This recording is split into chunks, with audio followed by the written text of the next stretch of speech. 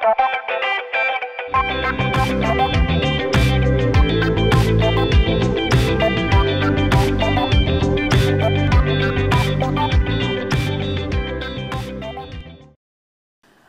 bonjour, bienvenue à ce point de presse concernant les infrastructures routières en Abitibi. Monsieur Bonnardel, ministre des Transports, prendra la parole, suivi de Monsieur Dufour, suivi de Madame Blais. Monsieur Bonnardel, à vous la parole. Bon matin tout le monde, très heureux d'être ici ce matin à Val-d'Or avec mon collègue Pierre, avec Suzanne, deuxième journée où nous sommes ensemble pour annoncer des bonnes nouvelles. Hier, c'était la programmation régionale sur 2 ans, 182 millions que nous avons annoncé versus des sommes de 135 millions l'an passé. Puis ce matin, juste avant, je suis à l'Assemblée nationale depuis 2007 et depuis 2007, j'entendais les doléances des élus sur la 117, sur la situation des structures, et ça revenait à chaque année. Et depuis des décennies, je pense que l'Abitibi-Témiscamingue se battait pour faire reconnaître une situation qui était problématique. La désuétude des structures, la problématique de la 117. Et quand je suis arrivé en poste, autant Pierre que Suzanne, que les élus m'ont interpellé, les élus municipaux m'ont interpellé sur la situation qui devait absolument changer, qui devait absolument être améliorée. Et que je le dis sans gêne, l'Abitibi-Témiscamingue a peut-être été oublié dans les dernières années en termes d'investiture et de plans de match qu'on devait mettre en place pour résoudre ces problèmes. Première chose ce matin que je vous annonce, c'est la création d'un bureau de projet. Bureau de projet qui va s'assurer de sécuriser la 117, qui va prendre, encore une fois, des mesures pour répondre à ces problématiques que cette route a depuis un certain nombre d'années. Ce que ça veut dire, c'est une consultation qui aura lieu dans les prochains mois avec l'équipe du directeur, M. Philippe Lemire, pour consulter les citoyens, les municipalités, les élus, avec des objectifs qui sont simples, mais pas simples. Pour sécuriser un réseau, voie de dépassement, bande rugueuse au centre ou sur les côtés, c'est un plan de match que le déjà en place en termes de documentation, mais qu'on va bonifier avec ce bureau de projet. Il y aura un processus d'embauche qui va débuter aussi rapidement que d'ici la fin de ce mois-ci pour se terminer à la fin de l'été et d'avoir une équipe, une équipe dédiée à la sécurisation donc, de cette 117 avec les différents élus pour être capable de mettre en place donc, ces mesures qu'on souhaite mettre de l'avant dans les prochaines années. L'autre plan de match que j'ai, c'est avec les équipes et avec mes collègues élus avec lesquels on a travaillé dans les derniers mois, c'est un plan Vision 2020-2030. Ce que ça veut dire, c'est que pour l'Abitibi, il y a une problématique, une désuétude des structures depuis un certain nombre d'années. Ça veut dire quoi? Je veux réduire sur une période de 10 ans le déficit de maintien d'actifs de 50 %. Il y a 438 structures en Abitibi-Témiscamingue et 40 % de ces structures sur le réseau supérieur, le nôtre, sont désuètes. 70 % de ces structures sur le réseau municipal sont désuètes.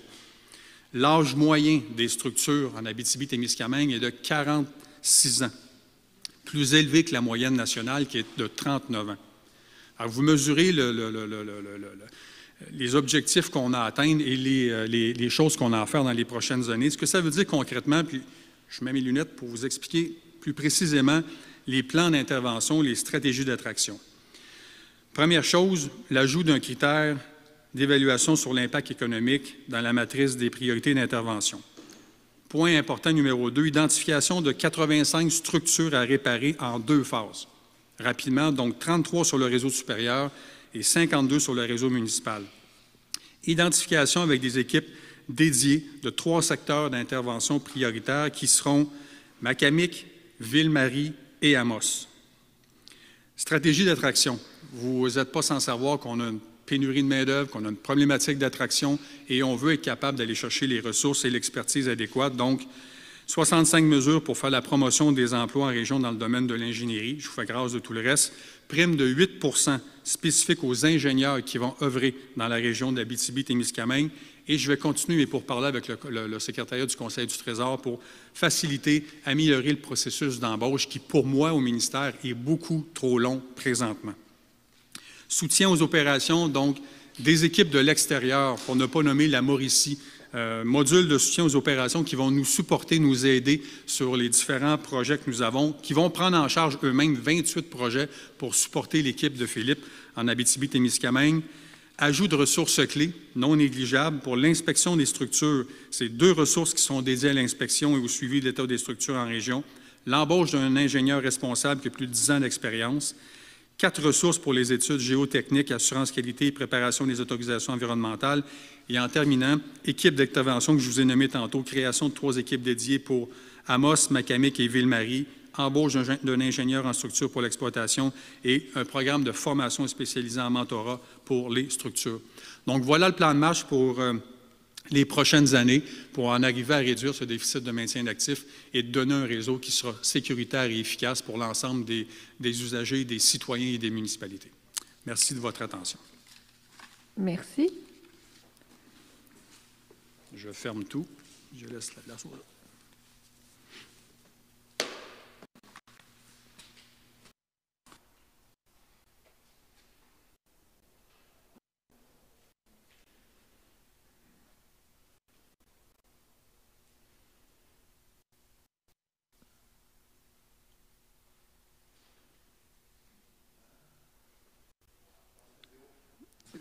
Monsieur Dufault.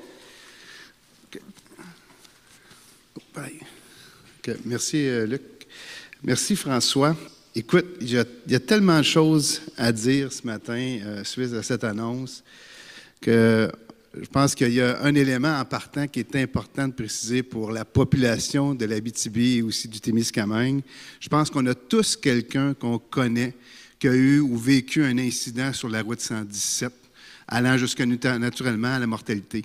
Donc, je peux vous dire une chose, aujourd'hui, l'annonce qui est faite par mon collègue François Bonnardel, c'est quelque chose que moi, j'avais mis dans ma campagne électorale, mais aussi que j'avais demandé justement un appui du premier ministre, M. Legault, à ce moment-là, lorsqu'on était en campagne.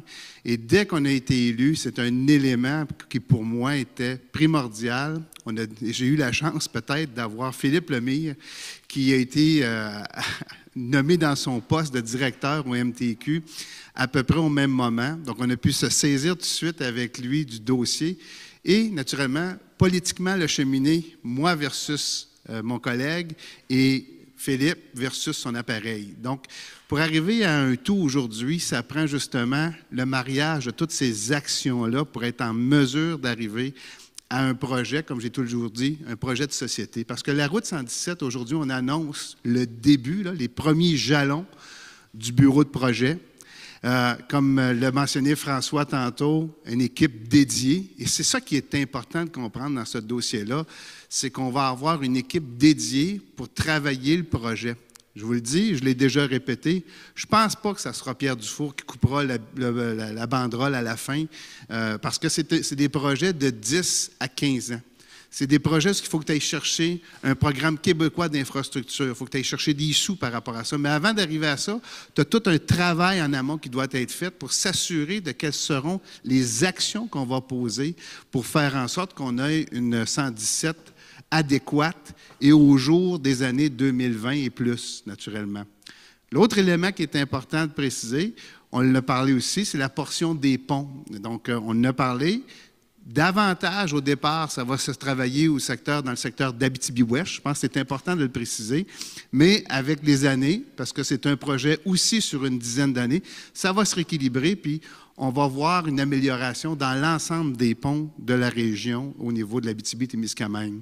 Un des éléments qui m'interpelle dans ce dossier-là, c'est le ministère de la Forêt, de la Faune et des Parcs, qui est le ministère que je dirige. Et c'est un autre élément qu'on a travaillé à discuter avec Philippe Lemire là-dessus, la possibilité d'avoir des infrastructures de compétences en bois.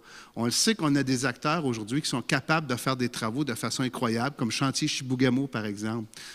Donc, des acteurs régionaux, peut-être pas au niveau de l'Abitibi-Témiscamingue, mais au niveau du nord du Québec.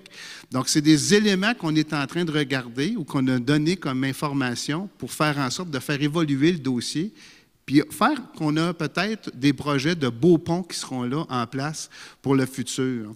Donc, je pense qu'on a des éléments dans les mains présentement de façon indéniable pour s'assurer une viabilité plus grande au niveau de notre route 117, de nos ponts et de nos infrastructures.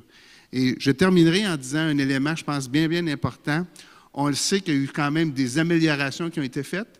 Il y a eu des annonces hier qui ont été faites, par exemple, pour la courbe Brière, d'autres secteurs, la voie de dépassement de Bousquet, par exemple, où pas plus tard que ce matin, j'apprenais qu'on est parti en soumission sur ce côté-là aussi.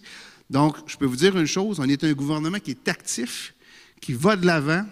Et ce qui nous reste maintenant, Philippe, à mettre un peu d'amour du côté de Val-d'Or-Malartic pour s'assurer que ce tronçon-là soit vraiment adéquat et moins à risque d'accident comme on l'a encore aujourd'hui. Merci beaucoup. Merci.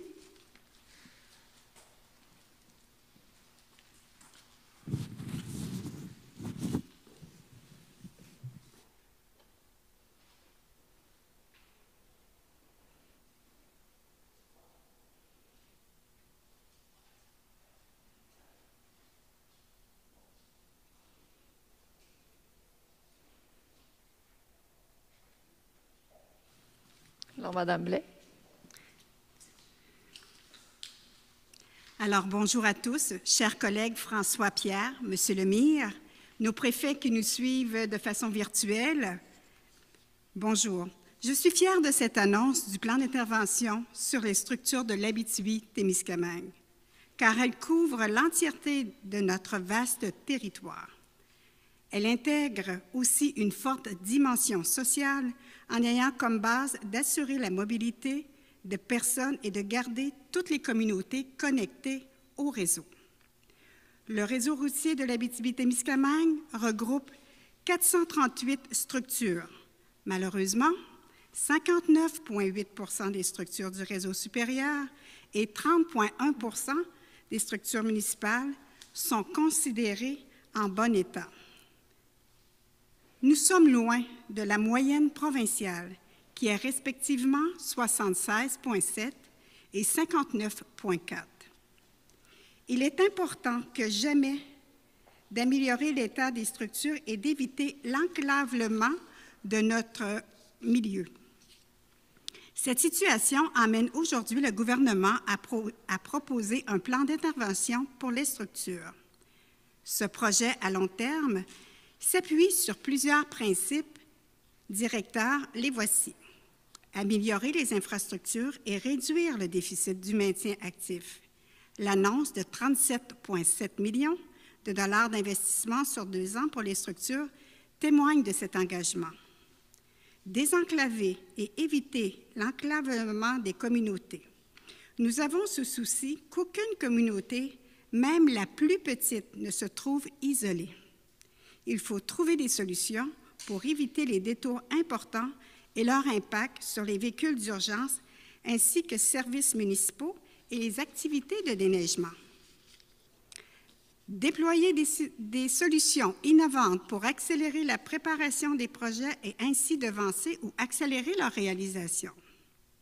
Stimuler la concurrence pour les appels d'offres, par exemple en regroupant des interventions de même nature par type de structure ou par secteur.